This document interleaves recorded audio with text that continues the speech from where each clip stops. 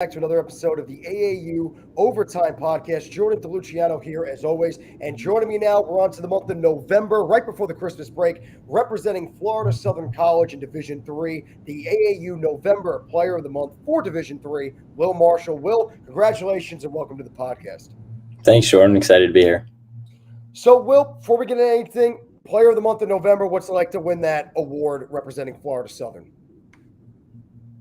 Yeah, I mean, obviously it's pretty great. It's cool to see. But really, it's fun playing hockey at FSC. It's a lot of fun, a lot of good guys, all really welcoming.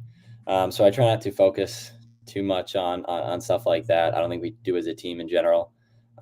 Really just trying to enjoy playing hockey at the college level and make some fun friends.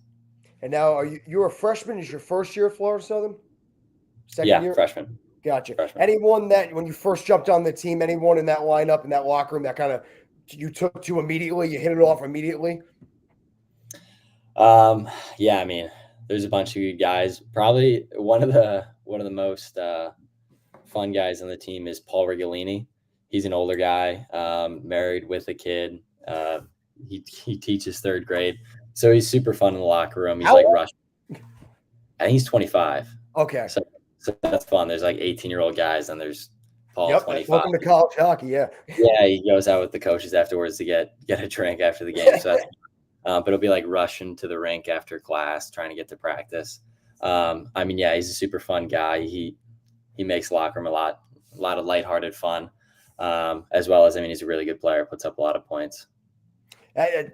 Something I could say, is it safe to say you were not expecting, your teammate that you're lining up with, he's married with a kid, he's got other bigger things going on in life, and then also, he plays some college hockey on the side? Yeah, it's really funny when he's like, my wife said I can't come to this game or anything like that. It's crazy to see that I just moved in as a freshman and he's and stuff like that. So definitely took me by surprise. But I think that's the fun part about college hockey, right? That's pretty wild. Yeah, like you're probably worried about your first day. Like, all right, let me get to my class on time. Let me make sure I'm going to the right building. This guy on your team playing on. I don't know if he's on the same line with you, but he's in the same locker room with you. He's got bigger fish to fry. He's got a wife, a kid at home. That's pretty crazy. Interesting story. I remember when I first started, 17 years old, getting in the locker room with a 25, 26-year-old guy. So it was a tough adjustment at first for you. No, I don't think so. I mean, again, as I said, all the guys are super welcoming. I think the big thing is, like, everyone wants to be there. It's less of like, oh, I got to get to practice, I got to get to the game. It's super fun. Like, all the guys enjoy practice just as much as the game. So, it's not too big of a stress. It's not a worry. It's more just, go out there, have some fun and play hockey. And this Player of the Month award that you just won for November in college hockey, have you won anything similar? Maybe like a MVP of the team in the past, before in your early playing career? Any awards similar to this? I don't think so. No. Oh, so first one. So good time to get your first award. So again, congratulations. But before you get to Florida Southern, take us through your hockey journey before arriving a freshman in college. Yeah, so I started skating when I was like 2 or 3, something like that. I used to live in Chicago. So I guess the love for the game probably developed there. Moved away when I was about 8 or 9. Lived in Connecticut, played a little bit there, and then moved to New York. So I started playing, I guess, like my first competitive level hockey. So I started playing 12-year-old, whatever that really means for a 12-year-old. And then I moved to St. Louis, where played for the Junior Blues, which is kind of where I guess I started like really committed to hockey. And that's kind of when I started to get into freshman year of high school. Then I realized how much of a commitment hockey is. So I went to a prep school in Indiana. I went to Culver just for hockey. I really wanted to play college hockey, and kind of saw I had to make a commitment, I guess, when I was younger, which fun decision. I mean, who doesn't want to play hockey in high school all day, every day? And then after that, I went to juniors in Texas. I played in it all for 2 years, had a bunch of fun there, and then kind of just made the decision that I wanted to live in Florida.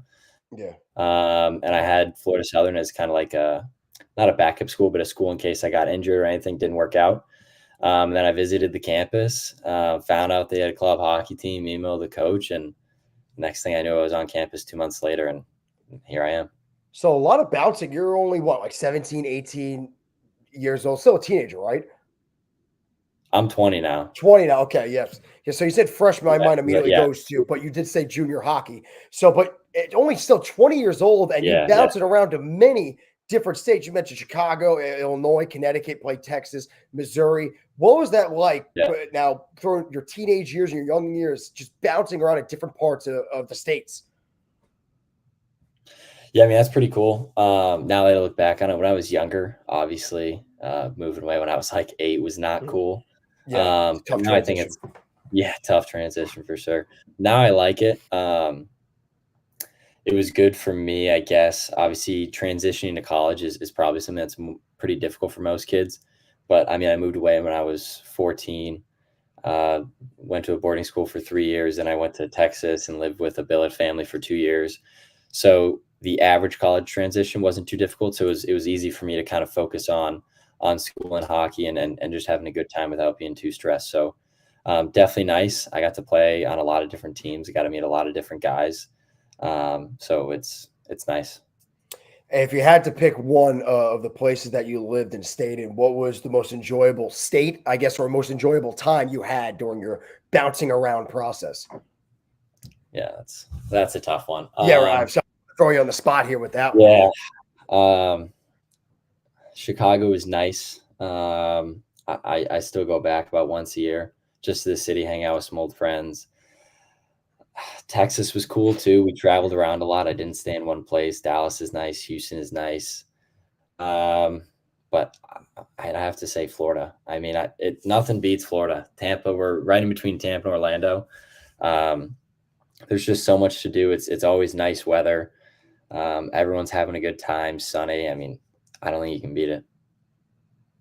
So now, away from the bouncing around process, now you get the Florida Southern. You're having a great start, leading your team by far in goals and points. What would you say is your most valuable asset that you apply on the ice that has led to your early success in your first year? I think for me, obviously it's great having good line mates. I mean, my other line mates put up a ton of points too. They give me a lot of easy assists, so can't take all the credit for those. But I think for me, I play with a lot of speed, which is good. Teams don't always expect it when, maybe you probably shouldn't be playing with a lot of speed.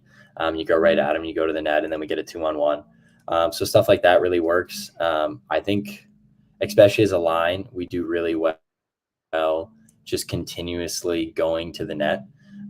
It's not like one shift. We'll play fast and go to the net. It's continuously. So over time, we score some pretty nice goals. You said his name was Paul? Is he a guy that's on your line? Sometimes, yeah. Coach likes to switch it up. I'm all for it. I like playing with a lot of guys. So Paul's with us a lot. He's really good defensively and offensively. So it's nice to have a guy who plays defense too. And then I play with Michael a lot, who's actually a buddy from Missouri, from St. Louis. He lives like 30 minutes from me. We always hang out. He played juniors too. We went to prep school. We played against each other since we were like 14.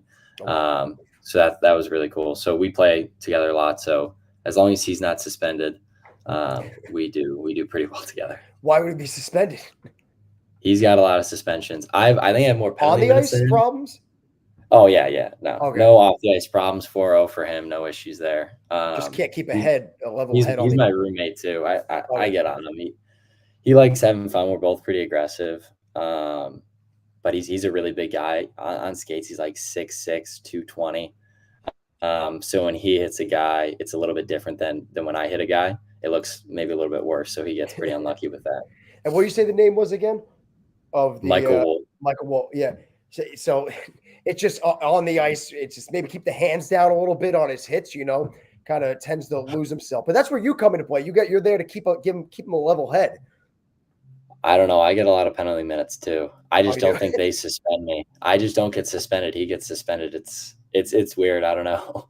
It might be the lesser of the two that you're the lesser of the two, so you get away with it maybe. So they just take the bigger guy out there, like you said. He sticks out. I think that's what that is. We talk about it a lot. Coach obviously is not a fan. The school doesn't like it either. But yeah, I think he just gets unlucky. You said you went to a military academy. Yeah, you're on the ice potentially could be getting suspended, man. It's Yeah. completely different there, Jekyll and Hyde. I was gonna, after I asked what your biggest, Yeah. I'm No, sorry, go ahead. no, you're good. Oh, You're yeah. good. We lagged a little bit there, went in and out, so I couldn't hear what was happening. But I was going to ask you, though, after your biggest asset, I'm like, what's something you could probably maybe work on in the second half of the season? But you might have just answered it there. Yeah, that's probably one of them. But I guess I just like that kind of hockey. Like I like being aggressive. I like when guys are aggressive on me. I hope they don't take it personally. Like if someone throws a big hit on me, like good hit, but I'm gonna come right back at you. I think another thing that I need to improve on, definitely staying disciplined in the defensive zone. I think I get lost puck chasing sometimes, just maybe because I'm a little bit hyper at. Obviously, everyone wants to be in the offensive zone. So stuff like that, yeah. And now I'll ask the same too for now your team in general. What's something that the Mocs do that's to their strength, and what's something you feel like as a group you guys can work on in the second half? Yeah, I mean, I think we're very good third period team. A lot of the times, when we're playing a new team, we don't know what to expect. There's a lot of different like styles of hockey in this league, obviously. A lot of different teams with a lot of different types of players, different strengths, different weaknesses. So in the first period, it's usually kind of like a feel out time for us, which is fine. But the good thing for us is we stay consistent and we continue to get better and more aggressive over time. Which I think is great. And we have a really good goalie, Cribs, who always keeps us in the game if we don't have a hot start. So obviously that's really nice having him back there. So you're very good record this year overall. You guys are ranked 7th in Division III. Before I ask you this, you guys ever keep an eye on the rankings every week, or is that something we'll wait to the end of the season to keep an eye on? It's talked about sometimes, but it's not really something that's before we're going into games we're thinking about. Really, it's just have a good time, and obviously everyone in the locker room likes winning, so we don't need to see the record to know that we need to win. But yeah. So looking at your schedule, 3 of your losses have all come against a team playing them a second time. FSU, Lynn, and Miami. You guys have taken the first meeting and then the second meeting, whether it be the next day or a couple days after, or probably a couple games after, the other team tends to get the better of you. Is there maybe a reason behind that? What has gone wrong in that second matchup after the first one you've taken it to the team and the second one you've dropped it and wind up splitting? Yeah. I think obviously it's dependent on the team. I think Miami and Lynn, they're very good teams. Both had good goalies, both had really good players. And I think they kind of saw our speed and style and changed up for the second game. I mean, both times we played them, it was a completely different second game. And maybe we probably got a little cocky, a little confident, and didn't play as hard. FSU, that was definitely a game where it was a Friday night game. We had a lot of fans. We played really well. We scored one and then scored, a lot after that. And then the second game definitely got too cocky.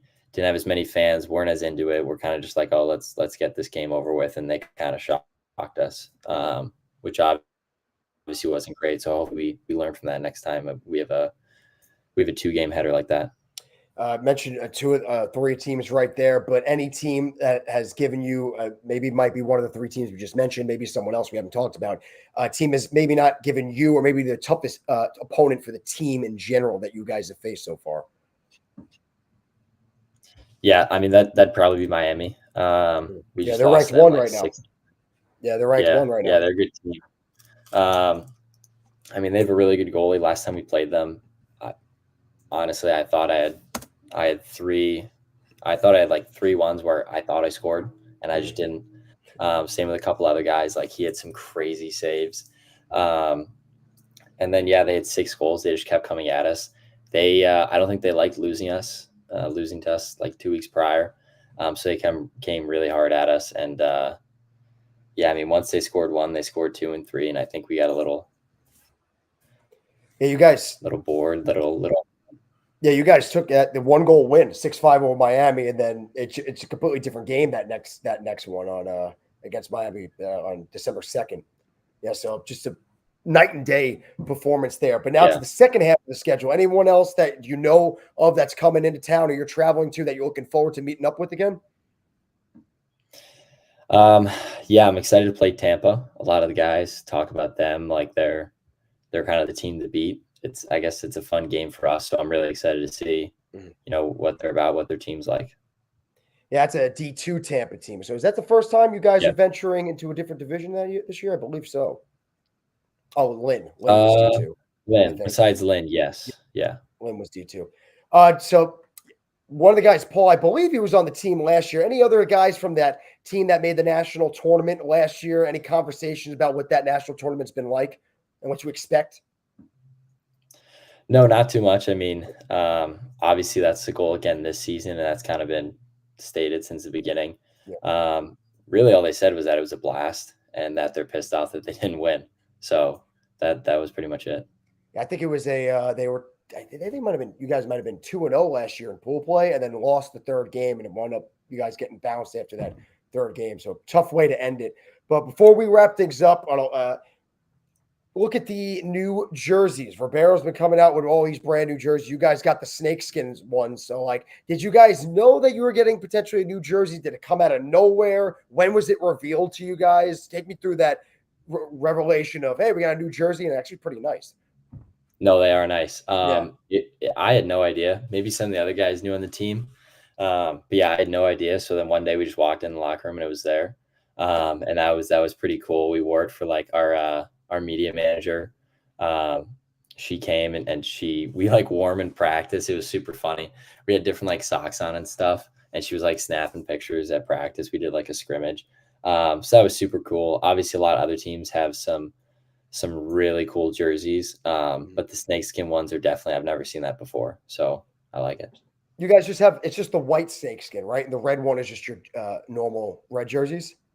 No, the red is snakeskin Both too. snakeskin? Okay. Yeah, I was looking yeah, at the pictures. The white I could tell, but by the picture, I took a quick glance. I guess I couldn't see it because it's got the dark red on there. So hard to see. But they yeah, are very nice, both of those. Yeah, very nice yeah. look for the mocks. But Will, thanks for joining the podcast. And once again, congratulations on winning Player of the Month for November within Division 3. Good luck the rest of the way, Will. Awesome. Appreciate it, Jordan. So alongside Will Marshall representing the Florida Southern College Mocs in Division 3, Jordan DeLuciano here. Join us tomorrow when the Division 1 Player of the Month, Owen Hughes representing St. Bonaventure, will join us. Same time, same place. But until then, alongside Will Marshall, Jordan DeLuciano, we will see you.